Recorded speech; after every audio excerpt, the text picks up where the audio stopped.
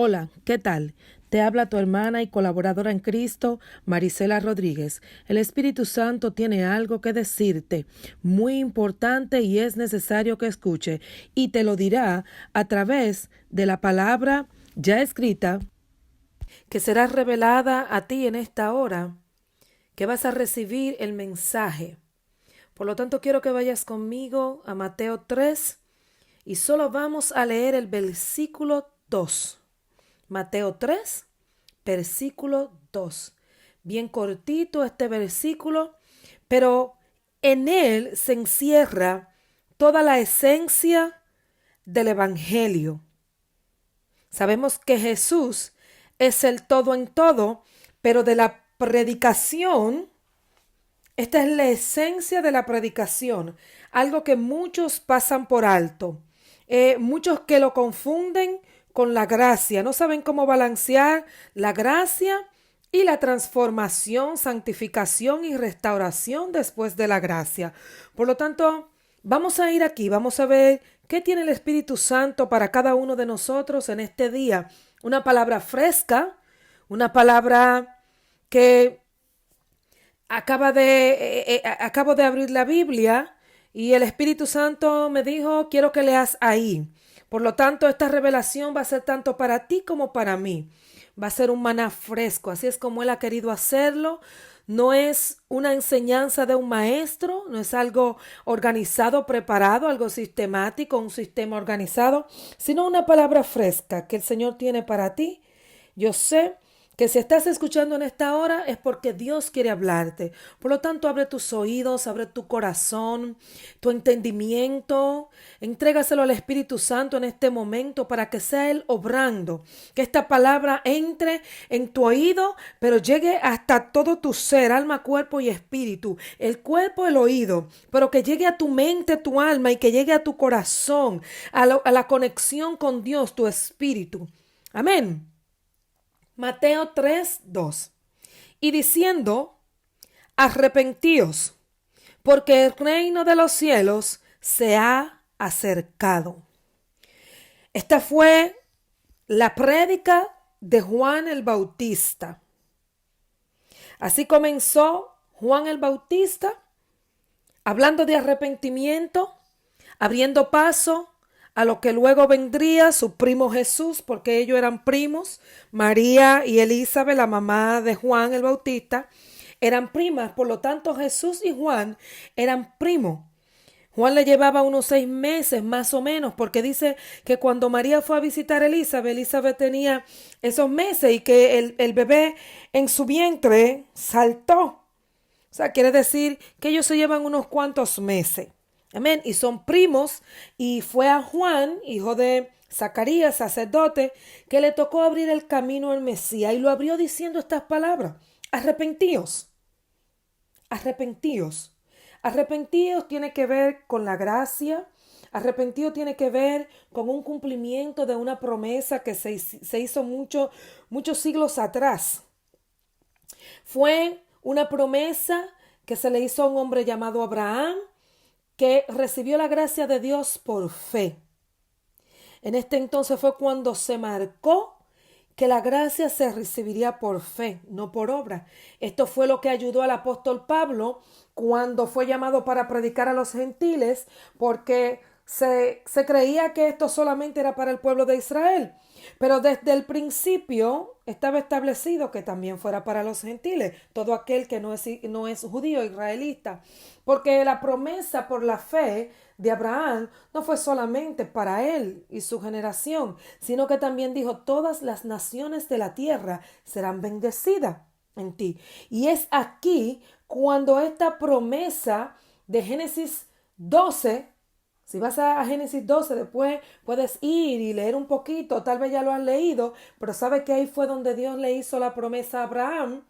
Y es aquí donde se cumple. Cuando Juan el Bautista estaba predicando, Jesús no había comenzado su ministerio, porque Juan el Bautista fue que bautizó a su primo. Pero Juan fue el que inició el camino que más adelante Jesús iba a transitar para completar lo que Dios lo había enviado a hacer. Juan tenía una parte para hacer, Jesús tenía otra parte para hacer y los discípulos otra parte para hacer. Es como nosotros el día de hoy. Nosotros también hemos sido llamados para hacer una parte.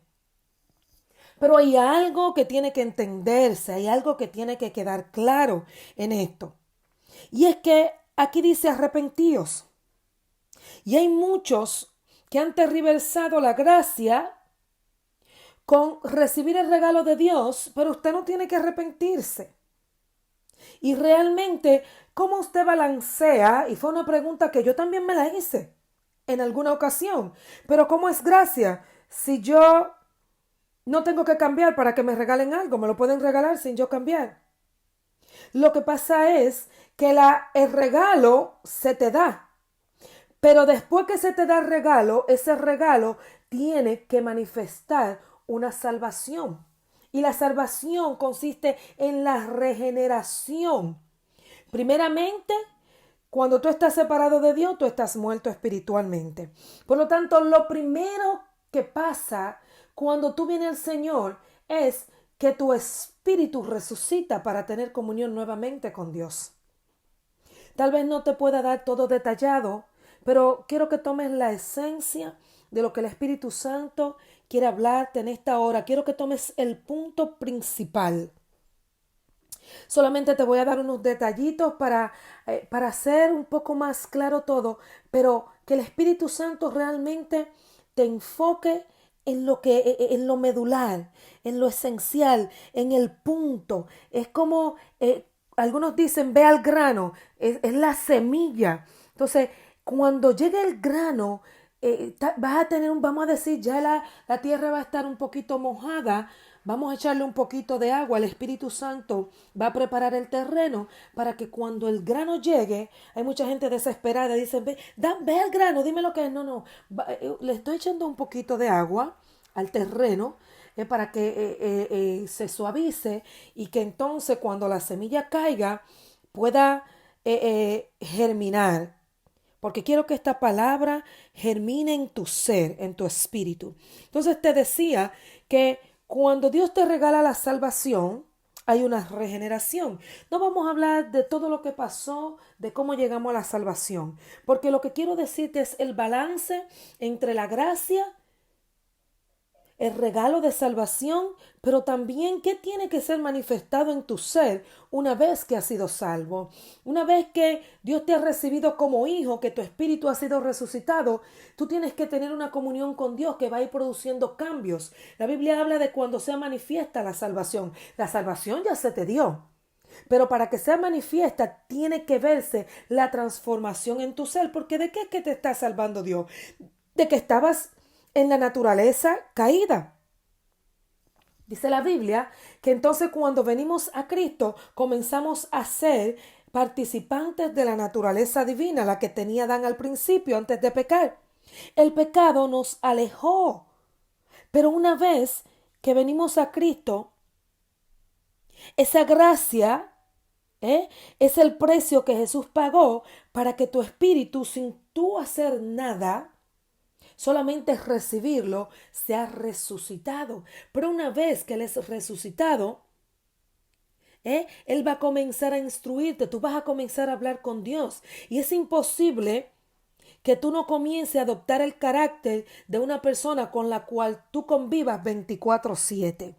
Por lo tanto, cuando el Espíritu Santo no solamente por su poder despierta, resucita tu espíritu para tener comunión con Dios, también ese mismo Espíritu Santo te va dando, te va llenando, sacándote lo viejo que te apartaba, lo pecaminoso, y te va llenando de Dios. Por eso es que la Biblia habla de que vamos a ser transformados a la imagen de Cristo. Pero así fue que fuimos creados en Génesis 1:26. Fuimos creados a imagen y semejanza de Dios. Por lo tanto, cuando Él nos regala la salvación es la restauración de nuestro espíritu para tener comunión con Él. Pero ella comienza a manifestarse cuando tú comienzas a mostrar una transformación genuina.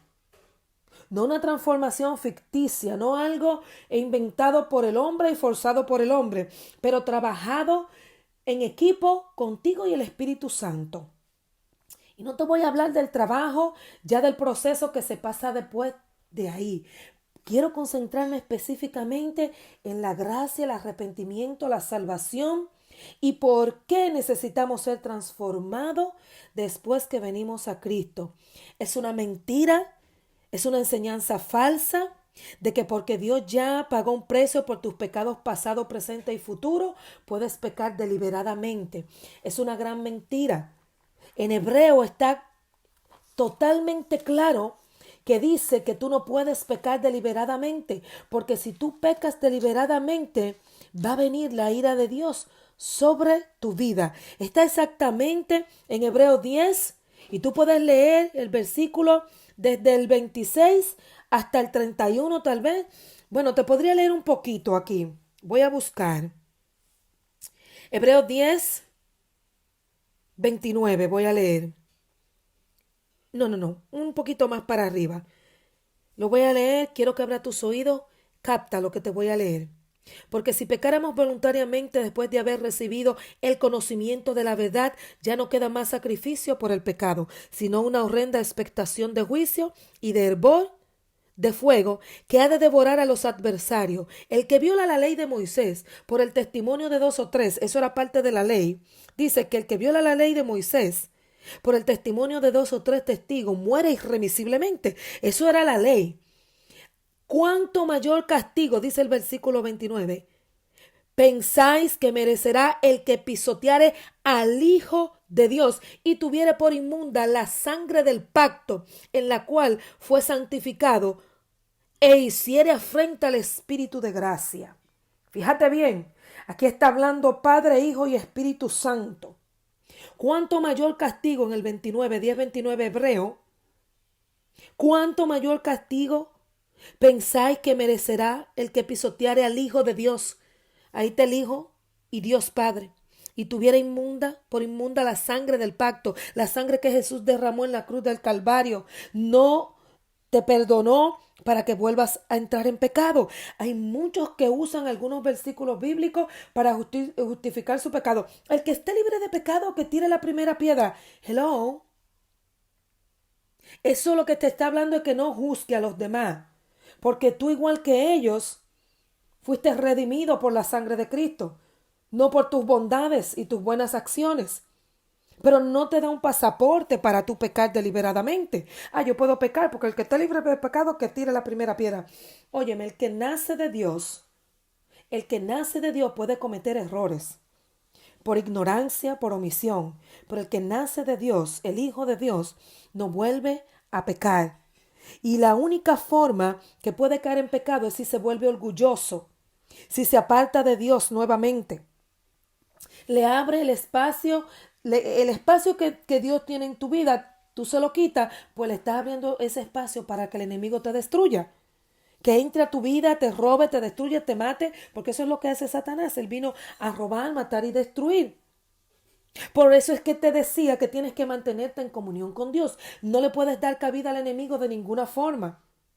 Hay otros que usan otro versículo. El que dice que no peca es mentiroso. ¿Sabes qué? Ese no te da un pasaporte para pecar. Eso no es para tú cogerlo porque tú estás en pecado, tú te pones en el púlpito, tienes un liderazgo, se te permite usar el micrófono, caes en pecado, lo ocultas y entonces cuando el mover del Espíritu Santo se manifiesta, tú sientes redarguir y entonces tú mismo haces como Adán. Busca una excusa. Esa es la naturaleza caída, la de Adán. Busca una excusa y entonces un versículo bíblico. ¿Sabes? Satanás también usó versículos bíblicos para tentar a Jesús. Por lo tanto, la Biblia, sin Espíritu Santo, puede ser tergiversada como cualquier otro escrito. La Biblia tiene que estar en concordancia y tiene que estar en armonía y tiene que estar en la revelación del Espíritu que la escribió y conoce todas las cosas que él mismo escribió, él las entiende.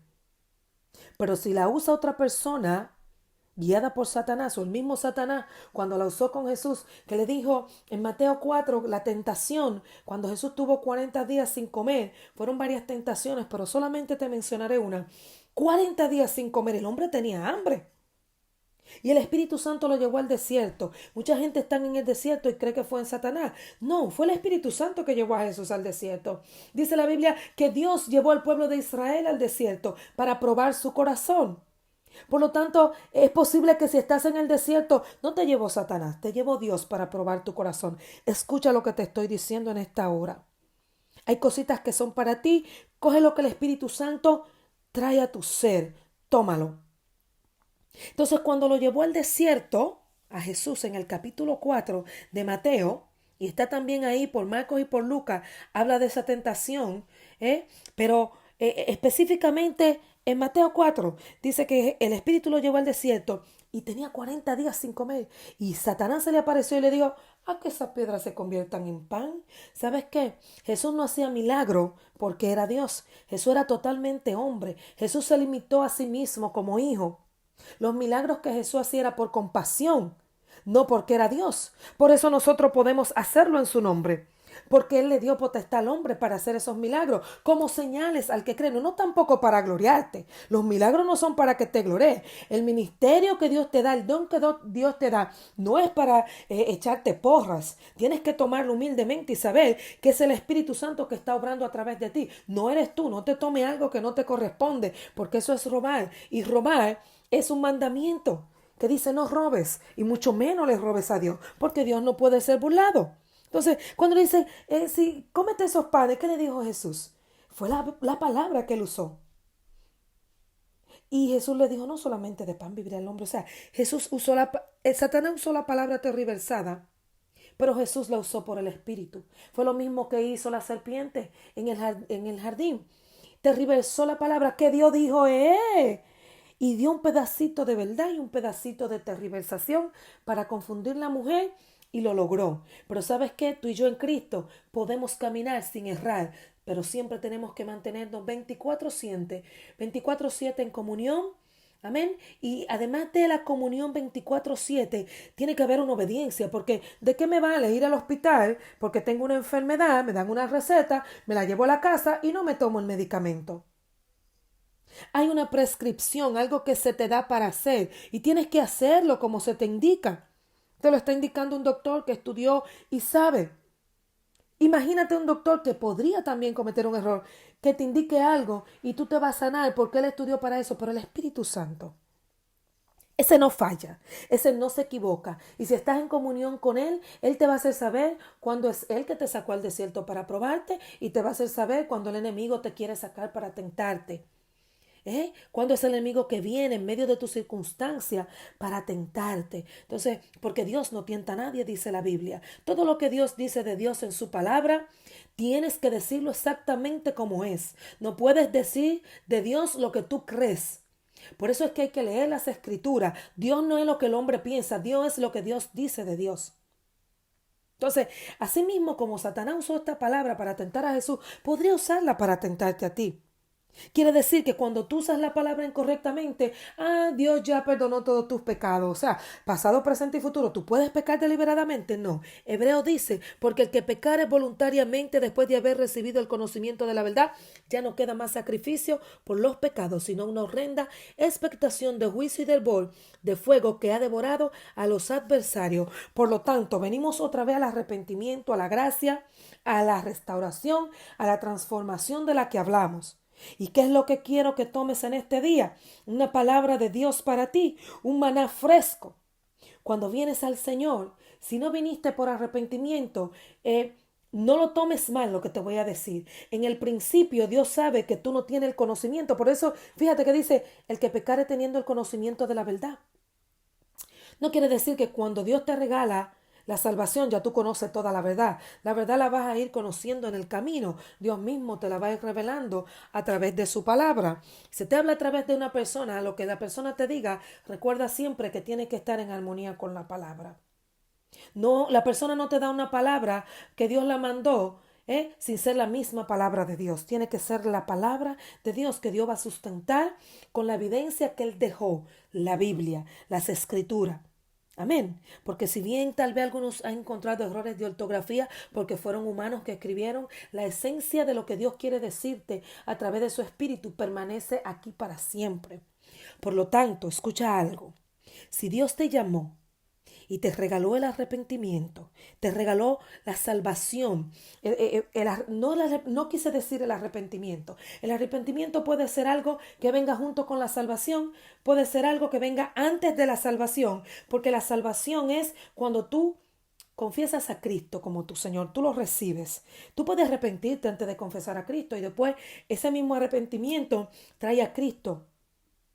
¿Eh? Viene una cosa con la otra, pero tú podrías arrepentirte en el mismo momento. Es que tú decidas recibir a Cristo y en ese mismo momento tu corazón se arrepienta. Todo venga a tu memoria y tú te arrepientas. Pero también el arrepentimiento puede venir más adelante. El arrepentimiento no necesariamente viene cuando tú recibes la salvación, pero tiene que venir. Porque es necesario arrepentirse. Arrepentimiento habla de perdón. La sangre de Cristo fue para perdonar. ¿De qué te va a perdonar si no te arrepentiste? Tienes que arrepentirte para ser perdonado. O sea, ya está establecido que fuiste perdonado. Ahora eso tiene que materializarse a través de un arrepentimiento genuino. Luego del arrepentimiento, ya Dios te dio la salvación. Te arrepentiste. Ahora viene una transformación a través de la renovación de tu entendimiento. Vuelvo y te digo, fíjate qué bueno es Dios, qué hermoso. Ahí se armoniza toda la palabra. Cuando dice el que pecare deliberadamente, conociendo ya la verdad. O sea, ahí viene el conocimiento de la verdad, ahí viene el conocimiento de Cristo. Conocer a Cristo te va a llevar a conocer a Dios. Es la intimidad que tienes con Él. Ve cómo todo se une. Dios te despierta, resucita tu espíritu para tener comunión con Él. Porque la vida eterna es que conozcas al Padre, dijo el Hijo. ¿Y cómo vas a conocer al Padre si nunca lo has visto? Pero ya viste el Hijo. Y tal vez algunos que estamos aquí no podemos ver el Hijo carnalmente, pero lo vemos en el Espíritu. Pablo recibió toda la revelación de Jesús por el Espíritu, porque ya Jesús había subido al cielo. El Espíritu manifestó una transfiguración, como dicen algunos, una Cristo, cuando es de Dios dicen teofanía y después de Cristo creo que es cristofanía que se dice, algo así. Si me equivoco te pido disculpas, pero es una aparición de Jesús después de que Él subió al cielo. Yo sé que es cierto porque yo lo vi y Él me dijo que se llamaba Jesús. Yo no sabía que era Él. Jesús puede aparecerte también, pero es el mismo poder del Espíritu Santo que lo hace porque Jesús subió al cielo. Lo vieron subir. Y dice la Biblia que está sentado a la diestra del Padre. Pero tú puedes tener comunión y relación con Él. Porque Él dijo, yo no lo voy a dejar huérfano. Él envió al Espíritu Santo, que cuando viniste a Cristo fuiste sellado con Él. El mismo que resucitó tu espíritu, Él está morando en ti ahora para llevarte toda la trayectoria del camino.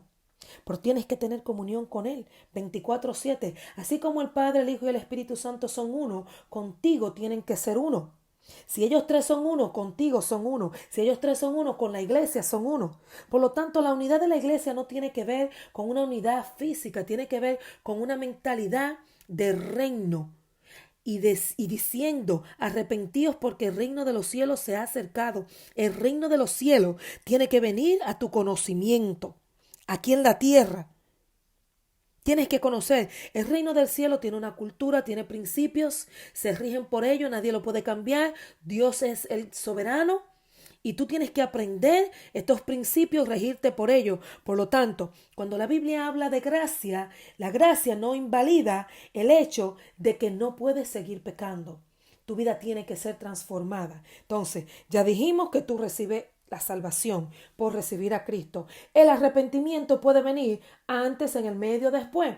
Pero después de eso, necesariamente tiene que venir la santificación. Que la santificación dará como un resultado tu transformación. ¿Por qué? Y es tema para otro día. Dios va a transformar tu ser y ese ser va a manifestar un hacer genuino, no algo fingido. Algo real, algo que sale desde adentro, que ha sido totalmente cambiado. Dios va a ir renovando todo. Lo primero es que cambia tu corazón de piedra y te da un corazón de carne. Por lo tanto, no te dejes engañar. Cuando viniste a Cristo, Él te regaló la salvación. Pero la santificación, la transformación tiene que transcurrir y ser manifestada. La salvación ya está, pero la manifestación de la salvación será cuando tú seas transformado. Hay una debilidad que permanecerá en ti. Y es esta debilidad de la cual hablaba Pablo. Él tenía una y Dios no se la quitó, porque si se la quitaba él se iba a volver orgulloso. Y Dios, por amor a él mismo, le dejó esa debilidad ahí. Venía un demonio, lo galleteaba todos los días. Señor, quítame esto. Pablo, bástate mi gracia. Y el Señor lo hizo para que yo no me enorgullezca. Ya Dios había puesto tanto en Pablo, tantos dones. Le había depositado tantas cosas en sus manos, un mayordomo con mucha responsabilidad para rendirle cuenta a Dios. Y Dios lo cubrió para que no cayera en orgullo, como está pasando en nuestras iglesias. Muchos pastores, evangelistas, esta gente que Dios le ha dado dones, los 5 ministerios, el apostolado, la profecía, se han vuelto orgullosos y Dios ha tenido que dejarlos caer para ser emblanquecidos. Ahí en Daniel, Él se los reveló a Daniel. Hay muchos que han caído no porque no son hijos de Dios, sino porque cayeron en orgullo y tienen que ser limpiados. Los hijos de Dios no pueden entrar al cielo si no es limpio. Su vestidura tiene que estar limpia, su alma tiene que estar totalmente restaurada, renovada, nueva, un cuerpo glorificado. Y hay una parte que se va a quedar hasta el día. Dice, y seremos totalmente transformados en las nubes. O sea, antes de entrar al cielo, en las nubes, o sea, al cielo,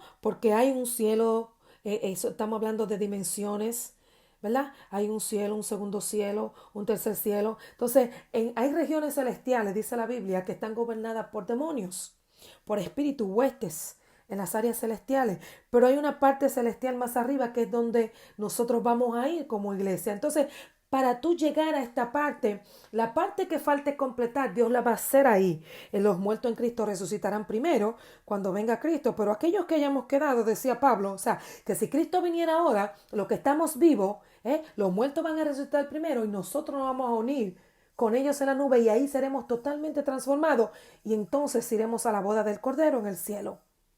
Entonces, ¿qué quiere decir esto? Si es cierto que te queda una debilidad, esta debilidad la vas a someter a Dios. Cuando Dios te revele, te diga, bástate mi gracia, no te voy a quitar eso. Eso se queda ahí, eso se queda para que tú dependas de Dios. Es que cuando esa debilidad te ataque diariamente, tú vas a venir, te vas a sumergir al que está contigo 24/7 en un momento de intimidad especial, la cual va a crear una dependencia.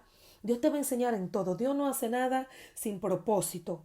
El haberle dejado el aguijón a Pablo también tenía un propósito. El dejártelo a ti también, una debilidad, también tiene un propósito. Tienes que depender de Dios. Tienes que tener comunión 24/7. Por lo tanto, escucha, iglesia. Viniste a Cristo. Recibiste la salvación como un regalo de Dios. Pero eso no es un pasaporte para pecar deliberadamente. Tienes que crecer en el conocimiento de la verdad. Tu mente tiene que ir siendo renovada y tú tienes que ir siendo transformado por el poder del Espíritu Santo mientras obedece su guía. Se despide de ti en esta oportunidad tu hermana y colaboradora en Cristo, Marisela Rodríguez. Que Dios te bendiga.